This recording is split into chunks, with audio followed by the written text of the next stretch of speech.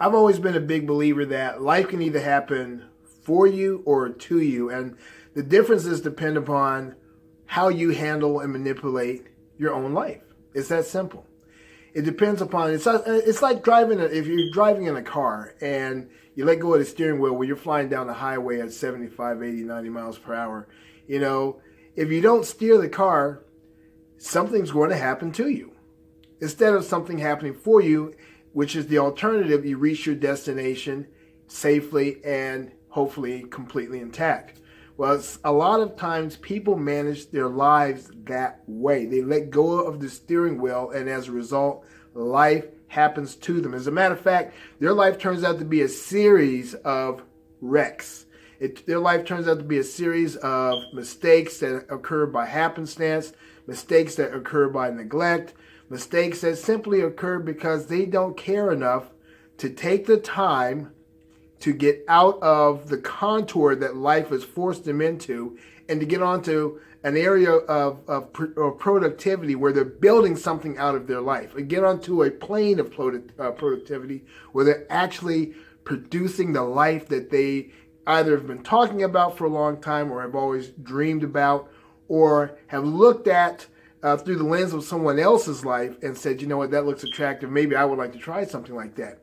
But as long as they stay inside of that contour or in that rut, life will continue to happen to them because they are not steering towards their own future. They're not being proactive towards building their life into the type of vehicle that they could use to get to the places in their own world that they would like to go. And it's funny how that happens when we talk about someone having their own world. All of us have our own world. Within that world are our dreams, our aspirations, goals that we set. Whether or not we travel within our own world to reach and obtain those things, again, depends on how well we manage our lives. That comes down to what courses that we plot or chart to reach those goals. That depends on how well we create ourselves as a body of fitness, not so much physiologically, but especially intellectually, especially emotionally and mentally, preparing ourselves to reach out and grab those things that interest us the most.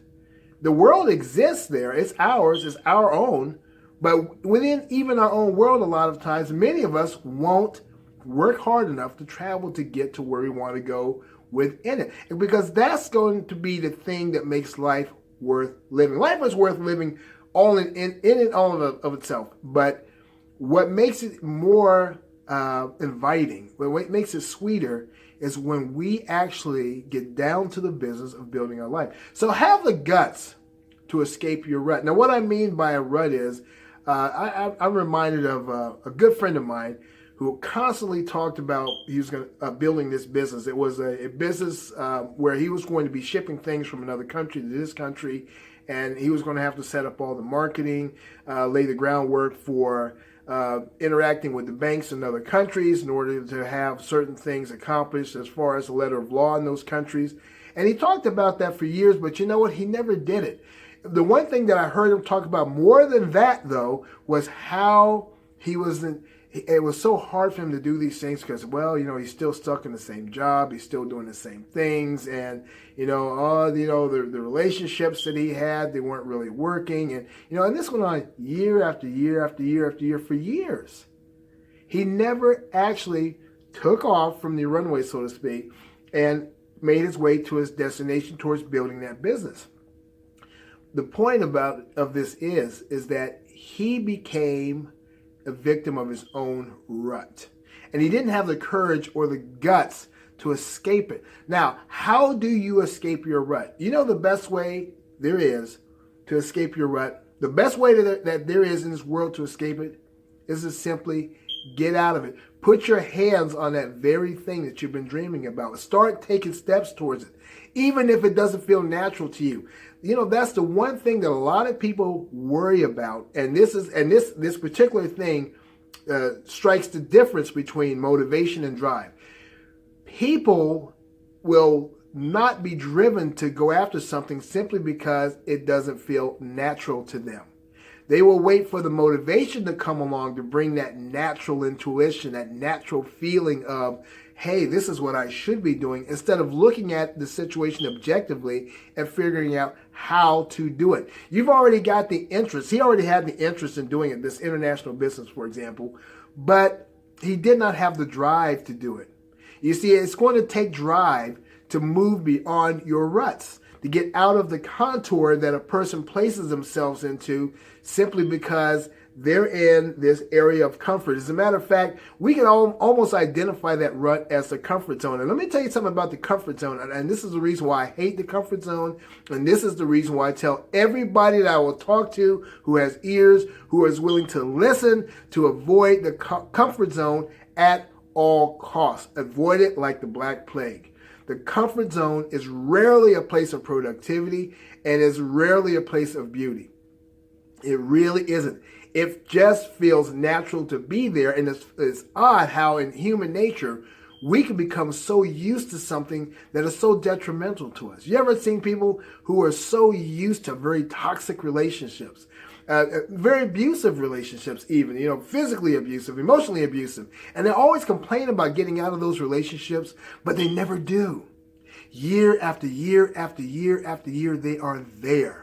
Why? Because they're in an ugly, nasty, filthy, unproductive place called the comfort zone. They are, at the end of the day, to use one word to describe it, they are in a rut. And they don't have the guts to get out of it by using their drive to forge forward, to take those steps towards getting out of it. Even if it doesn't feel natural or comfortable to them, they don't have the guts to use their drive. And drive is such a powerful tool. It's the most powerful tool that you have in your arsenal of life traits or life disciplines. If you have drive, you can not only escape the ruts that you're in, or that contour, that negative contour in life that's driving you towards something that you don't need and that you should never ever want. You can have what it takes. If you have drive, if you use your drive productively, because you all have drive, but if you use it productively, you can build the life that you really wanted. Now, I know that sounds very cliched, building the life you really want. You hear that all the time. A lot of motivational speakers use that expression. A lot of people who are trying to sell you things use that expression. But you know what? As much as that expression sounds overplayed, it is still vastly misunderstood. It really is. A lot of people out there still have no real understanding of what it means to go out there and build their life into the place they dream of. Not only do they not have an understanding of it, most importantly, they can't see why it is important to escape their ruts, the ruts that they are in, and to build their lives into this big, beautiful, industrious, boisterous, totally interactive place. They don't understand the why of it. And that why is very important. And so I'm going to tell you something about the why just for a second. The reason that the why exists is because without building your life into that place, the most important thing you need to understand is that your time spent on this earth will have been wasted. It is a limited framework that we are all living in. Very limited. Very limited. I know people who have spent 20, 30 years sometimes in poor relationships and working dead-end jobs, only to complain about it all the time. And looking way out in the distance at the horizon of their lives to within their own worlds of things that they really would like to have done or would like to do, but they never got up to do. And this is why the why of escaping the ruts is so important, because your life is this beautiful tool. It is a beautiful tool. It's a beautiful platform. And to waste it, it would be horrible. You know what it's like? It's like taking a $400 Bordeaux wine, a bottle of Bordeaux wine, and pouring it into an old rusted can with holes in it. It just goes into the can and goes out the bottom of the holes and hits the ground. The ground soaks it up. You don't get anything out of it. The wine gets wasted. This is the point. It's wasting our time. Time is a valuable asset, and our lives are a valuable tools. So to get out of the rut that a person is in takes two basic things. One, and really the two basic things are things that we all have within us if we just pick them up and use them. One is the courage to do so. Two is the drive. Courage is kind of like, you can kind of identify courage a little bit as a bit of motivation, which is not going to be enough to carry us out. It's not going to be enough to carry us out. But the drive is the energy. That's the energy that gets us going. That's the energy that pushes us forward. That's the energy that helps us to plow through the heavy seas of life that we're sure to run into from time to time. Because motivation is very conditional when it comes to getting out of ruts. It has to feel natural. It has to feel this. It has to feel that. Drive could care less about any of those things. All it knows is it moves. And if you have courage and you have drive, you have literally got everything that you need to escape the negative contours or the ruts in your life. So I'll just leave you with this. Look, if there's some place, first of all, if you're in a place in life where you really don't want to be, and how do you know that you don't want to be there really? Is when you spend more time complaining about it than speaking well of it.